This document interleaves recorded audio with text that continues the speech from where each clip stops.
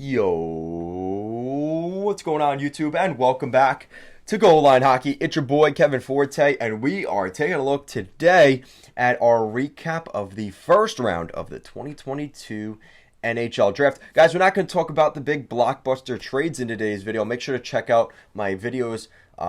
After this one, I'll be posting those videos about the draft day trades, the three-way trade, the DeBrincat trade. We'll be going over that in those videos. But we're going to go with the recap of the first round today. And there was a lot of action, obviously, in terms of trades, not affiliated with the draft, but a lot of teams moving around in the first round this year, right? A lot of teams moving up in the first round, a lot of teams moving back, more of the contenders. You know, the Islanders had the 13th pick moving out. The Blackhawks had 0 first-round picks. They end up selecting 3 or 4 first-round picks this year. Just a crazy amount of action. The Coyotes were very active with 3 or 4 first-round picks. So it's very interesting to see how that kind of played out. Now, I'm not going to go over everybody here in the first round, but we're going to do just a quick dive into some of the guys that were selected. We're going to start off with number 30, and that was the Winnipeg Jets.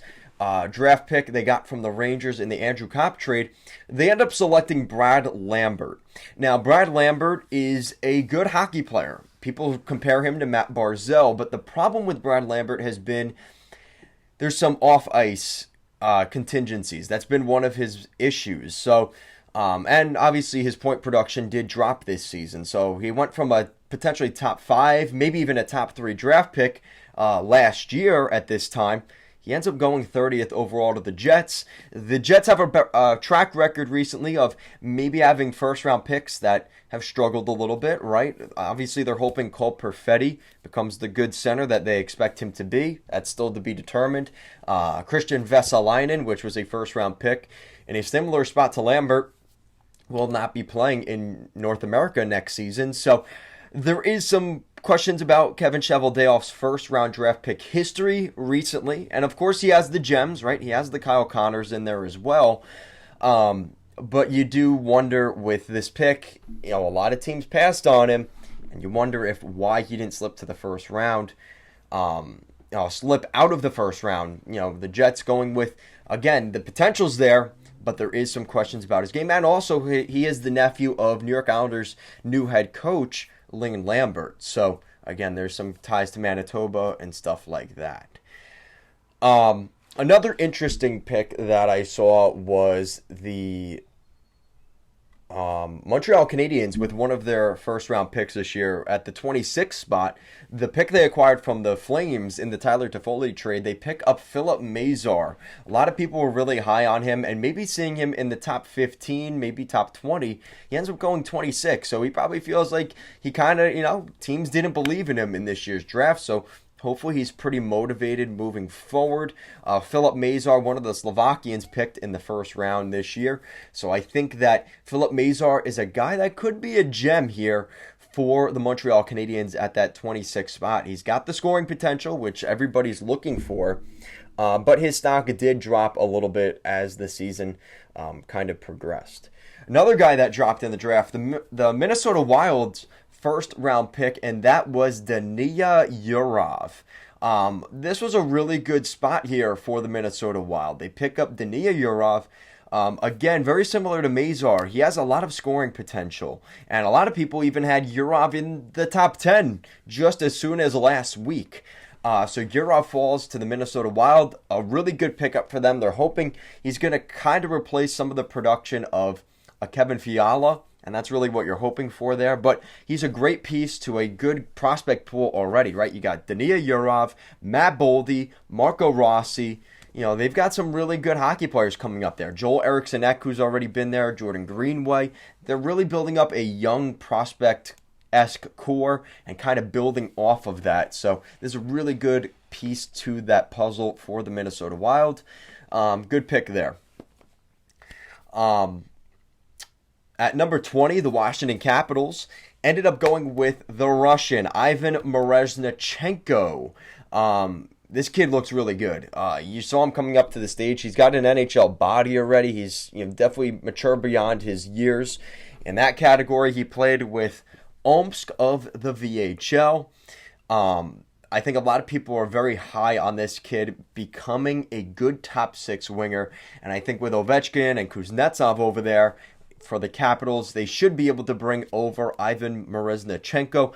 He led Team Russia to some hardware in the World Junior Championships. So I think they're pretty high on Miroznachenko and what he could do. He was the captain of that group. And the only reason, again, we see these guys fall in the draft pretty often, right? Vladimir Tarasenko, example. They're playing in Russia, and there's no guarantee they come to the States.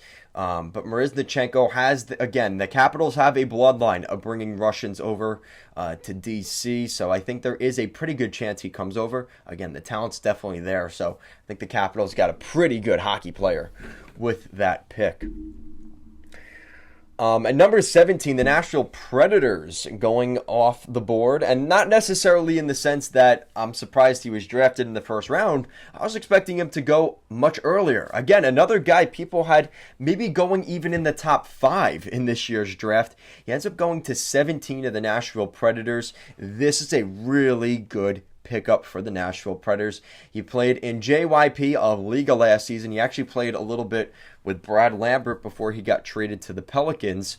Joakim Kemell, a really good talent to the Nashville Predators. And in the event they lose Philip Forsberg to free agency, this is a guy that's going to hopefully replace some of that scoring capability in the very near future. He's a year away from NHL action. Really good hockey player. Just looked really dapper with the way he came onto the stage. Really good looking dude. No homo there, but really good player there. And a lot of people are comparing him to Victor Arvidsson and the kind of production he's going to bring to the Nashville Predators. So I think this is a really good pickup here for the Preds. They're hoping this is a guy that's going to add some of that scoring capability, some of that little bit of lethal power to the sniper ability to the Predators lineup. And again, if they lose Forsberg, this is a guy that can replace that in some regard. So there you go. That's the number 17 pick. Kind of bouncing around into the top 15. At 15, the Canucks took Jonathan Lekkerimäki. Really good pick for them there from Djurgården of the SHL. Really good pick for the Canucks. Again, adding to that group of Vasily Podkolzin and Brock Besser, Elias Pettersson. Another really good pickup there. And Lekkerimäki, he could play center as well, which in the event they need him to, he could replace a guy like JT Miller in the top 6, maybe in the next 2 or 3 years. So I think the Vancouver Canucks were pretty high on this kid, and as a kid that I think they were scouting him for a little while. At number 14, the Winnipeg Jets. This is their first pick in the first round. They took Rutger McGroarty. Again, another kid that's a center, can also play wing. The Jets, again, he's got one of the best names in the league, but I think he still is a little bit of a ways away from NHL action. And maybe his ceiling isn't as high as some of these other guys, but it's the safer bet, right? He's going to be an NHL player. People are pretty certain he's going to be an NHL player. It's just a question of where is he going to fit in the lineup. And I think maybe the potential of him not being a first or second line player maybe left some teams saying, maybe not a top 15 worthy pick, but the Jets go with the guy that's a safe bet. And it kind of complements with what they did with maybe the riskier pick at 30 with Brad Lambert. So number 13, the Blackhawks didn't originally have this pick either. This was the Islanders draft pick and was a part of the 3-team trade between the Islanders, Habs, and Blackhawks. And the Blackhawks end up taking the 13th pick, and they pick up centerman from the U.S. national team, Frank Nazar. Really good pickup here for the Blackhawks, adding to that center core. When you're talking about all the centers that they have, the centers they traded away already, right? You could argue if DeBrincat's a center, but they traded Alex DeBrincat. They traded Kirby Dach. They're going to probably, whether they trade him or not, he's going to retire next year or not be with the Blackhawks. That's Jonathan Toews. Those are 2 or 3 centers right off the bat off the board for the Blackhawks. So Frank Nazar is going to come in, hopefully be a top 6 center for this team moving forward. And I think this is a really good piece for them. I think the Blackhawks are looking for a new page, turn a new page, and Frank Nazar will help them do that. It did come at a pretty price at the cost of Kirby Dach getting traded. But Frank Nazar, again, I think they're looking to move forward in a new direction, and they definitely needed to acquire some center depth. They did do that with that pick. At number 12, the Blue Jackets going with some defensemen here in the their top 2 picks in the first round. Jarmo Kekalainen was not playing around. And they pick up from the Moose Jaw Warriors of the Western Hockey League a big defenseman, Denton Matejchik. He captained one of the red and white teams at the prospect camp game. Denton Matejchik is a really good hockey player. They really think he's got the potential. He fits the Blue Jackets build to a T. And I think the Blue Jackets have a really good fit with Denton Matejchik. Big Western Canadian boy, as Don Cherry would say. Really good pick for them there. Now, number 11, again, we saw some activity on the trade board. The Sharks originally had this pick, and they traded back to acquire a pick later in the first round and 2 second-round picks in this year's draft. So it's a no-brainer for the Yotes as they pick up Connor Geekie of the Winnipeg Ice. Again, talking about another team like Chicago trying to add some center depth to their prospect pool. The Coyotes definitely took that and ran with it because their top 2 picks were centers. And obviously they took the defenseman, which we talked about already. Connor Geekie is a great pickup here. Some people had him in the top 10, and he just falls outside the top 10 at number 11. You look at the combination of Connor Geekie and who they took at that 3rd spot. I'm not going to spoil it for you guys. You guys probably already know. But Connor Geekie's a really good pick there for them. And again, you're going with the guy that's a little bit on the smaller side, and that fits the mold with guys like Clayton Keller, but they're going for more of the speed, playmaking, scoring capabilities, and that's what you get with Geekie. And not to mention his brother, Morgan Geekie, is over in Seattle, so he has some experience already. Maybe get a couple pointers with how to be a pro in the National Hockey League. Moving up into the top 10 of this year's draft, we have Pavel Matikov going to the Anaheim Ducks at the number 10 slot. He played with the Saginaw Spirit of the Ontario Hockey League last season. He's a left-handed defenseman, and the Ducks are rebuilding this blue line. You consider this as one of the many assets in their arsenal recently.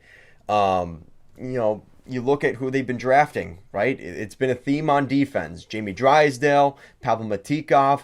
This is a good spot for the Ducks. I think they've got the talent there. You look at those centers. They've got Lundestrom, Zagra, McTavish, and you have Pavel Matikov. That's a pretty lethal group there. Not to mention they also picked up Nathan Gauthier, who we didn't talk about, but he was another first-round pick of the Ducks this year. So they pick up Matikov and Gauthier. Pretty good draft for the Ducks. I think that's a win for them. They pick up the Russian, Canadian, and I think, again, for what the Ducks needed, they filled some holes in their prospect pool. Really good pickup here for the Ducks. Moving up at number 9, again, another forward and specifically a center to the Buffalo Sabres. They picked up Yuri Kulich earlier in the first round, or later in the first round, but early in the first round with their own pick, they took Matthew Savoie. People have been really high on this kid. And again, some had him maybe in the top 5. But Matthew Savoie, again, of the Winnipeg Ice, teammate of Connor Geekie, this is a really talented player. And some of the questions around Savoie are, is he a guy that can score enough? Because, again, a little bit undersized, but is the scoring potential there? Is the scoring touch there? And a lot of people think they're obviously the Buffalo Sabres think it's there. So they pick up Yuri Kulich and Matthew Savoie. A pretty solid draft for the Buffalo Sabres in that regard, picking up some more centers. They've already got guys like Dylan Cousins, Tage Thompson. Really, again, you're adding the talent. Now you've got wingers like J.J. Peterka and Jack Quinn. They're building up a really good forward group there in Buffalo. And I think this is a good pick for them. And again, this is one of the pieces trying to replace guys like Jack Eichel. And Ryan O'Reilly, for that matter, over the last couple years, getting that really good group of centers. Again, this is a guy that's been compared to Matt Barzal, that playmaking ability. He is kind of more of a perimeter guy, not really going to be crashing the net, but that's fine. The Sabres can get that from other areas, and I think this is a guy that's got the playmaking ability to put points on the board for the Buffalo Sabres and make them more of a threat in the scoring department. Now, at number 8, the Detroit Red Wings, Steve Yzerman has been pretty open that he would like to pick up I think a lot of Red Wings fans throughout the season, you guys have been telling me that you want to see a center here. And they ended up going with that. They pick up Marco Kasper, the Austrian, here in the first round. Marco Kasper is a guy that played in Rogel of the SHL last season, and he's probably 1 year away from National Hockey League, at least being getting a legitimate shot in the Red Wings lineup. Now, you consider how stacked their group looks. Marco Kasper is going to have to work for it. A lot of people have compared him to, in a very similar sense, Marco Rossi, who was a pick of the Minnesota Wild just a year ago. Centerman from Austria, and not to mention they have the same first name, so the comparables were there. But Marco Kasper is going to have some competition. You look at the Red Wings, they've got a lot of center depth. Some could argue how good it really is. They've got Logan Brown. They have guys like Joe Veleno in there. Obviously, the top-end guys like Dylan Larkin. But Marco Kasper would be a really good second-line center in the very near future for the Red Wings. And, obviously he is not Dylan Larkin. Dylan Larkin will probably be their guy. But Marco Kasper is going to make a run for his money here. And worst case, you move him to the wing. So I think this is a good pick for the Red Wings. And, again, probably a year away from NHL action. Now, this was the Blackhawks' first pick that they had in the first round, and we saw them pick up Nazar at 13. They end up picking a defenseman here, a left-shot defenseman from the Seattle Thunderbirds of that good old Western Hockey League. They pick up Kevin Korchinski, and Kevin Korchinski is a guy that is pretty talented. I think a lot of people see him as a puck-moving defenseman. They've been very high on him this season out there in the WHL, and is a defenseman that can, you have to look at defenseman context-wise. He's probably still 2 years away from the National Hockey League, but is going to be a good pick here for the Blackhawks, and a pretty for sure bet, a top 4 defenseman. And I think the Blackhawks, as they rebuild this team from the bottom up, right? We're hearing that the Joneses could be traded. We're hearing that pretty much everybody's going to be blown up there in Chicago. And Kevin Korchinski will help rebuild that blue line. So I think this is a good pick for them at that spot. And he's kind of replacing a guy they lost in Adam Boqvist, that type of prospect. So I think this is a good pick for them there. Again, this is part of that Seth Jones trade. Oh, no. This is part of the DeBrincat trade. And this is the price. It was basically DeBrincat for Kevin Korchinski and a second and a third round pick. So the Blackhawks get the Senators' 7th overall pick. Kind of interesting to see how that played out. At number 6, this was the Blackhawks draft pick that they traded to the Columbus Blue Jackets for the Seth Jones trade. The Blackhawks acquired Seth Jones, the first round pick, which was last year's Nolan Allen, and a 6th round pick in this year's draft, which will be drafted here today.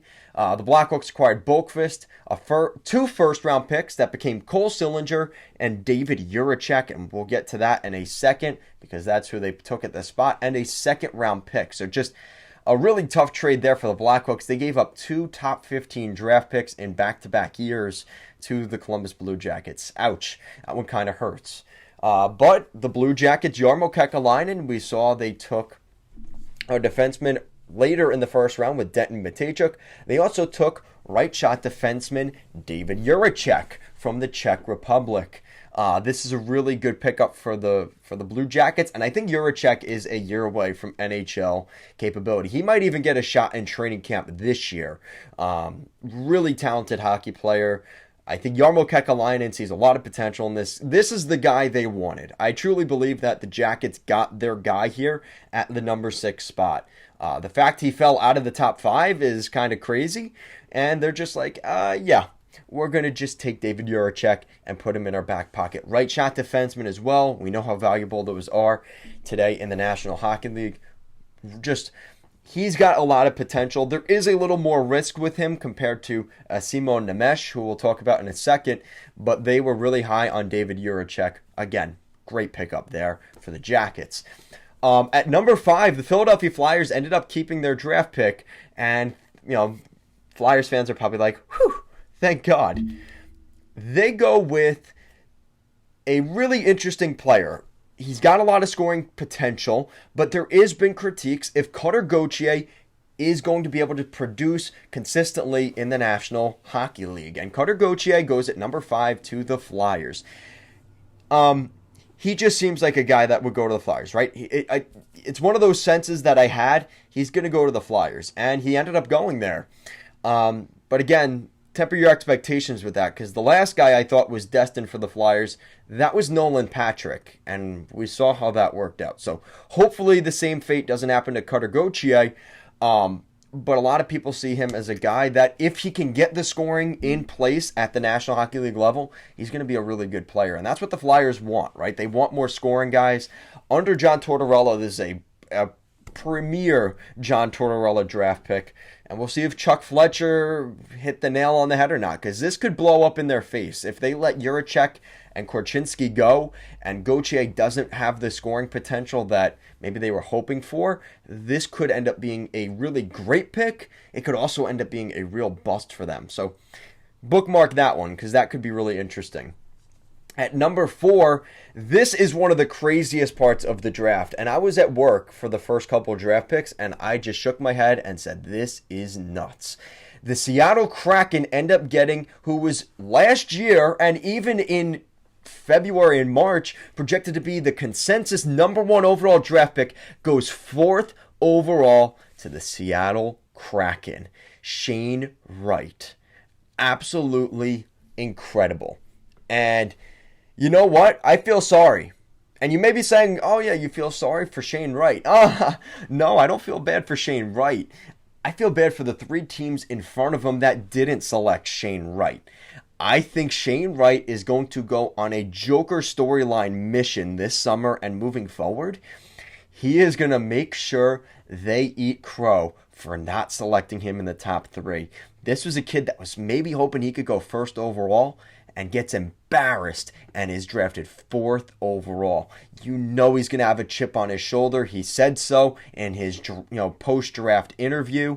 I have to make a whole video about that because I think that's going to be a really interesting storyline for the National Hockey League over the next few seasons. But Shane Wright of the Kingston Frontenacs doesn't go 1st or 2nd or even 3rd overall. He goes 4th overall to the Seattle Kraken. And that center core is now looking pretty spicy there in Seattle. Next season, we are probably looking at a top 3 center group of Yanni Gourde, Matty Beniers, and Shane Wright. In 3 years from now, that might be one of the better center cores in the National Hockey League. Really good pickup for Ron Francis and the Kraken. They're probably thinking, oh, we just cleaned up house and we just got a kid that's going to have the Tom Brady story on his back. Nobody believed in him, and he is going to go out there and play. Really interesting to see how his career plays out because Shane Wright has been the consensus 1st overall pick for years, and he ends up going 4th overall in his draft year. Absolutely incredible. So we'll see what happens there. Now, the reason I think that the top 3 laid out the way it did is because I think they kind of had they were married to that draft pick. It didn't matter who was going to get picked before that. It was, we have our guy. And I think that's why Shane Wright fell to 4, because Seattle was at the point where they probably would have taken Logan Cooley at the 4th spot, but he was already off the board. And they took the defenseman. They took Matty Beniers last year, but they also took the defenseman last year. So it does make sense for them to go for another center here. But the Arizona Coyotes, we knew that they needed center depth. That was the big conversation in Arizona this year. They picked up their defenseman, right? At the end of the draft, they picked up Maverick Lamoureux, the right shot defenseman. They also picked up Connor Geekie with the 11th overall pick, and they take Logan Cooley of the U.S. National Development Program at the 3rd overall pick. Logan Cooley is a slam dunk for the Arizona Coyotes here, and you're looking at that center core, looking pretty nasty there in Arizona. Just off of this year's draft, you already have a 1-2 punch now of Logan Cooley and Connor Geekie. That is going to be really interesting to see how that plays out. You obviously have the talent behind that. You have guys like Dylan Guenther, who they took 9th overall last year. The Arizona Coyotes are building something pretty interesting. And, now you're looking, they take a defenseman and they pick up 2 big top 6 center potential top 6 potential centers, the Arizona Coyotes are going to be a real interesting team to watch here over the next couple of months and years. So a really good pick for them there. At number 2, this one kind of surprises me, but it kind of doesn't surprise me. The New Jersey Devils keep that draft pick, and they take Simon Nemec with their pick. This is the top defenseman in this year's draft. He played in HK Nitra of the Slovakian League, a right shot defenseman that the Devils, you could argue, desperately needed in a weird sense about it.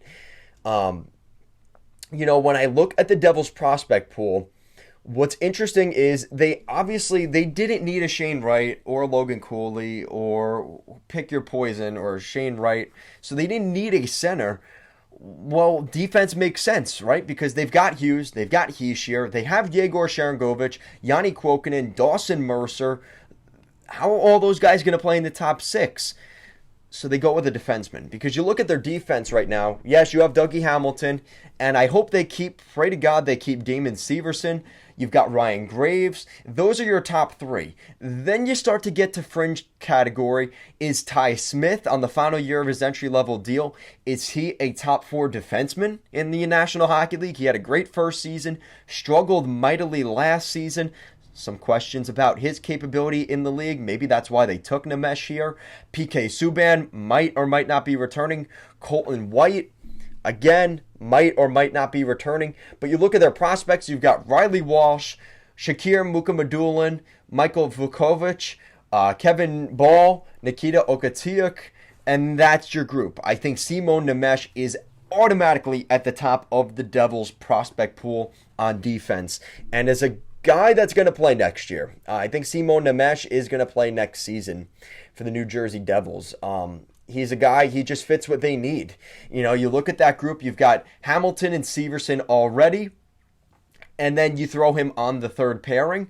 That's perfect. And then you've got Graves, Siegenthaler, and Ty Smith, and maybe you bring in a vet defenseman to switch out, right? So I think this is a great pick for the Devils, a guy that's going to play immediately. And I think the Devils, again, are one of those teams that you obviously have your top center group, right? You have your centers. Slavkovsky's off the board. Unless they were really married to Cutter Gauthier, this is a perfect pick for them in Simon Nemec at number 2. And of course, that means at number 1. We kind of got a precursor to this because apparently Juraj Slavkovsky talked to Jeff Molson and the ownership group on the morning of draft day. And Shane Wright probably got a big pit in his stomach when he heard of that. And Juraj Slavkovsky of the HC TPS Turku of Liga goes first overall to the Montreal Canadiens. The Montreal Canadiens, their host city, they keep the draft pick. They select Juraj Slavkovsky. He has a lot of potential to be a scoring threat in the National Hockey League. Kent Hughes and Jeff Gorton have their first pick, their christening pick in their tenure and the regime of the Montreal Canadiens. It's a turning of the page for the team. They get the first pick. And a lot of people, there's been different comparables thrown out there. I've heard Jaromir Jagr. I've heard he's more of a guy that's not afraid to get in front of the net and be a little bit aggressive.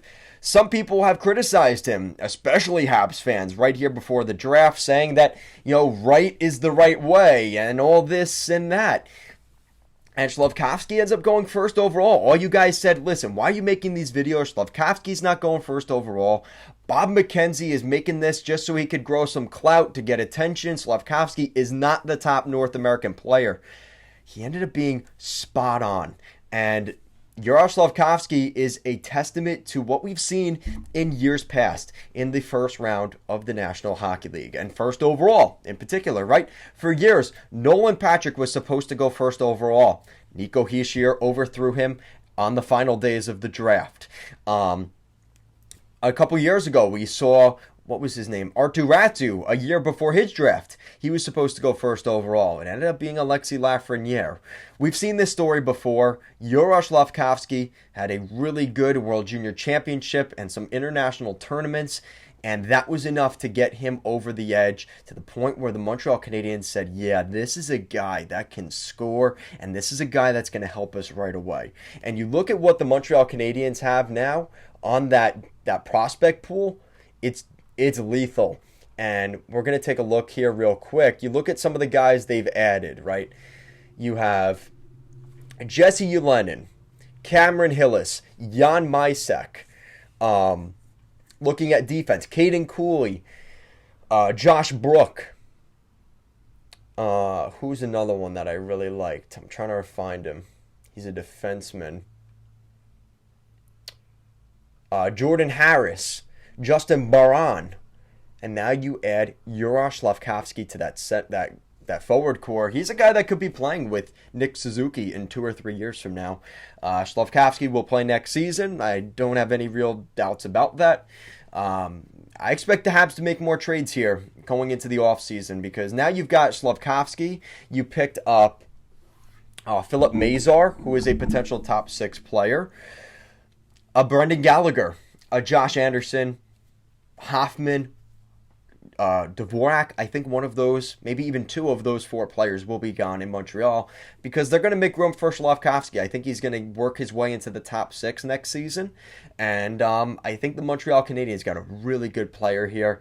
Overall, it was a stunning draft. I mean, between the trades, which I'm going to make a video about later, and just how the first couple, really the top 10 went, it's incredible. It just shows you how much you think you know and how much you actually know, because all the Habs fans for the last 2 or 3 months have said there's no way they take Slavkovsky. It's been Shane Wright all along. They are married to Shane Wright.